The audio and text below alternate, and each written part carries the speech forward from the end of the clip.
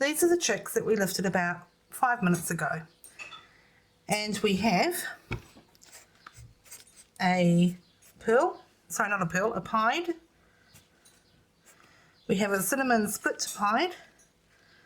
We have a normal split pied. I can tell they're split pied because of the few yellow feathers in the crests. And then this will be a normal, sorry, cinnamon split pied. Normal split pied. This is looking very cinnamonish. And this one, the eldest, is a cinnamon split pied. So as you can see, they're a bit skittish, which is standard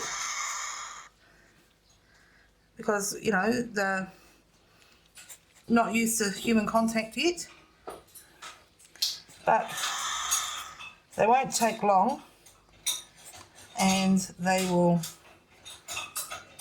be taking onto the syringe and falling in love with us. So that's the first haul. We've left a cinnamon,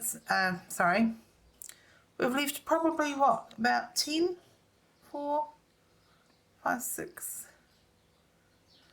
10 or 11. 10 or 11 maybe more chicks in the aviary. So it's all good. So now we feed 5 times a day.